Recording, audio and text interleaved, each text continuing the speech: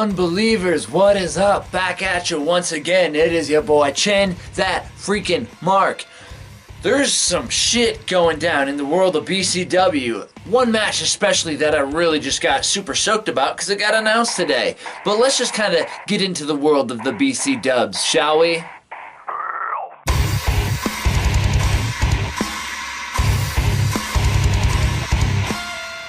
So, no apologies. April 5th. Blackcraft Wrestling. We got some matches lined up that are starting to look pretty spicy if you ask me. Right off the bat, we got Masato Tanaka versus Chris Dickinson.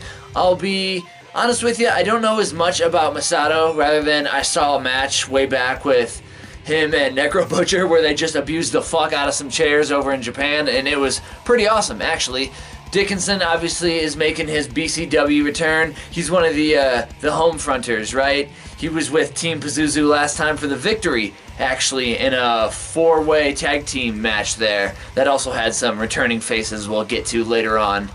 It's going to be a good match. Hopefully, no, we'll definitely be getting the Chris Dickinson and PCO matchup down the line, I'm sure, and it'll be pretty awesome, I'm guessing. Next up, another match that I just cannot wait to get, the Devil's Den match between G-Raver and Jimmy Havoc. To put this to like a WWE fan, to me personally, this is equivalent to the Becky Lynch and Ronda Rousey match that we never got. It was gonna look so good and then it just got torn away from us. It hurt so bad, but it's alright because not only are they gonna give us the match, again, they're gonna give us it with the Devil's Den stipulation. Get rid of all those ropes, replace that shit with a bunch of chain link. Hell yeah, brother, let's get down with it. I'm so for it. And then, my friends, the match that really just made me want to get around to this video in general. Before we get around to the match, let's take a look in the way back machine.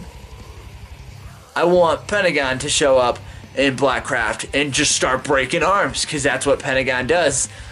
With that being said, Johnny Blackcraft already is recovering from an arm injury, so it'd work out perfectly. Have Pentagon come in, Woo! Son of a bitch! Ask and you will receive. We are getting the BCW debut of Pentagon versus Sam Adonis. And you know what? Later is better than never. I will take Pentagon showing up at any point, just breaking the fuck out of some arms. Sam Adonis, he was in the four-way tag team match I had mentioned earlier with Chris Dickinson, where he was not getting along with Cortez Castro. Come on, Castro, get a better attitude. No apologies is going to be dope. Hopefully we'll see you there. Also, some faces that we can definitely be expecting to see again on this pay-per-view. The Preacher, of course, because it is his show. Our respective champions, we're going to have Johnny Blackcraft and Soraya Knight. Probably just being a bitch if I had to guess.